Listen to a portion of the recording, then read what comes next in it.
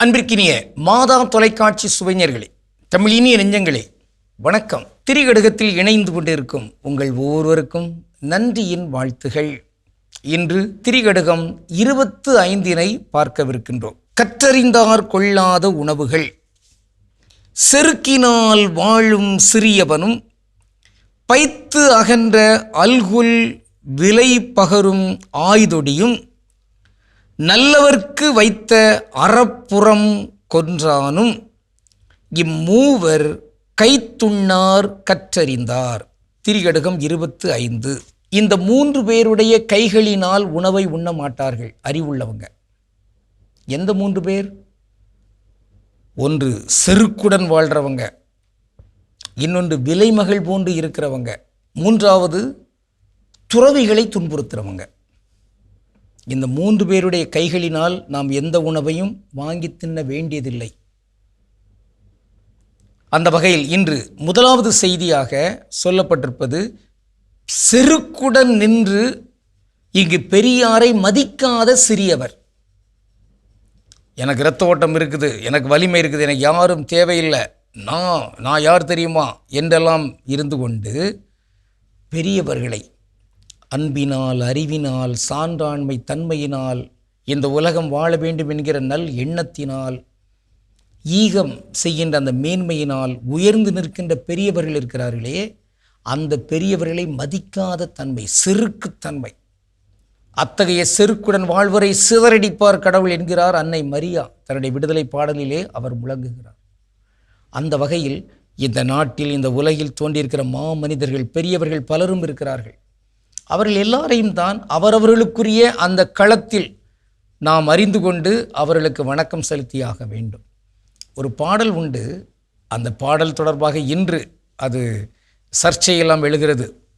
தமிழ் தேசிய சிந்தனை, திராவிட மாடல் என்கிற இந்த சொல்லாடல்களை எல்லாம் பயன்படுத்தி அதன் அடித்தளத்திலே இங்கு மேன்மையான அந்த சான்றோர்களை கூட பின்னுக்கு இழுக்கின்ற, கீழே இழுக்கின்ற ஒரு தன்மை. எப்படி பெருந்தலைவர்களை எல்லாம் ஜாதியாக சுருக்குகிறார்களோ, குறுக்குகிறார்களோ, அதை போன்றே இத்தகைய சொல்லாடல்கள் மூலமாக பலரையும் இழுக்கிறார்கள்.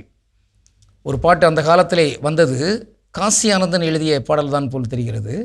பெரியார் ஒருவரே பெரியார், பெருமைக்கு உரியார், இவர் போல் பிறர் யார் என்று அப்படி வரும். இங்கு தந்தை பெரியார் மட்டுமல்ல, தந்தை பெரியார் என்பது ஈவே ராமசாமி, அவருக்கு பெண்கள் எல்லாரும் சேர்ந்த ஒரு மாநாட்டிலே கொடுத்த பெயர் தான் தந்தை பெரியார் என்று. இங்கு பெரியார் என்பவர் மட்டுமன்று, மனிதர்கள் பலரும் இருக்கிறார்கள். மொழிக்காக தங்கள் உயிரை கொடுத்தவர்கள், இந்த மண்ணுக்காக தங்கள் உயிரை ஈகம் செய்தவர்கள், பிறருக்காக வாழ்ந்து உயிர் கொடுத்தவர்கள், கொள்கை பிடிப்போடு வாழ்ந்து இந்த மண்ணுலகு நன்றாக இருக்க வேண்டும் என்று எண்ணி உயிரை கொடுத்தவர்கள், போராளிகள். இவர்களெல்லாம் மனிதர்கள். அந்த மனிதர்கள் எல்லாரும் தான் இங்கு போற்றப்பட வேண்டும். அவர்கள் தொடர்பாக இங்கு செருக்குடன் நாம் நின்றுவிடக்கூடாது. அவர்கள் செய்த அந்த செயல்பாடுகள், தியாகங்கள், அவற்றுள் கடுகளவு கூட செய்யாமல் இருந்து கொண்டே ஏதோ ஒரு கருத்தியலின் அடிப்படையில் இங்கு எதிர்வகையான கருத்துக்களை முன்மொழிதல் என்பது அது முறையற்றது. மாறாக எப்பொருள் யார் யார் வாய் கேட்பினும் அப்பொருள் மெய்ப்பொருள் காண்பதில் மாற்று கருத்தே கிடையாது. எவர் சொன்னால் என்ன, அந்த கருத்தில் இருக்கின்ற அந்த கருத்தை ஆய்ந்து அந்த கருத்து தொடர்பாக இங்கு சிந்தித்துக் கொண்டிருக்கமே தவிர, ஆனால் சிறியவர்கள் போன்று பெரியவர்களை அங்கு இகழ்ந்து தள்ளிவிடக்கூடாது என்பது ஒரு கருத்தாக இங்கு பதிவு செய்யப்படுகிறது. இன்று நாம் சிந்திக்கக்கூடிய ஒரு சிறப்புமிக்க தமிழ் சொல் செருக்கு. செருக்கு நல்ல ஒரு தமிழ் சொல், ஆனால் அது நல்ல ஒரு தமிழ் பண்பு அல்ல. செருக்குக்கு சமஸ்கிருதத்தில் பயன்படுத்தக்கூடிய சொல் என்ன? ஆணவா. அந்த ஆணவா என்பதைத்தான் போட்டு தமிழ்னு சொல்லிட்டு இருக்கிறாங்க. ஆணவம் அது தமிழ் கிடையாது. அகங்காரம் அதுவும் தமிழ் இல்லை. ஆக செருக்கு என்கிற தன்மை அந்த சொல்லை நாம் பயன்படுத்தலாம்.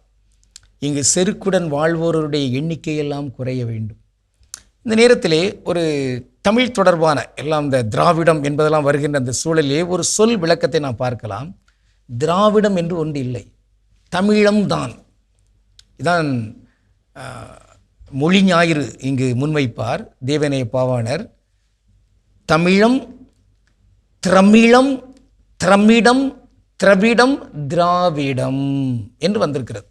எப்படி பயணம் என்பது பிரயாணம் என்று வந்ததோ, ஒரு படி என்பது அது பிரதி என்று வந்ததோ, அதை போன்றுதான் தமிழ் என்பது திரமிழ் என்று தான் அவங்க சொல்லுவாங்க. அப்படி சொல்லி அதை திராவிடம் என்று கொண்டு வந்திருக்கிறாங்க. அவ்வளோதான். இங்கே எது எப்படியோ பெரியவர்கள், சான்றோர்கள், மதிக்கத்தக்கவர்கள் இங்கு எளியவர்களால், சிறியவர்களால் மதிப்போடு நடத்தப்பட வேண்டும். நாம் எந்த வகையிலும் கயமைத்தன்மையை இதில் கொண்டு வந்து விடக்கூடாது. நன்று. கடவுளுக்கு திருவுளமானால் மீண்டும் நாளை திரிகடுகத்தில் இணைந்து மகிழ்வோம். நன்றி, வணக்கம்.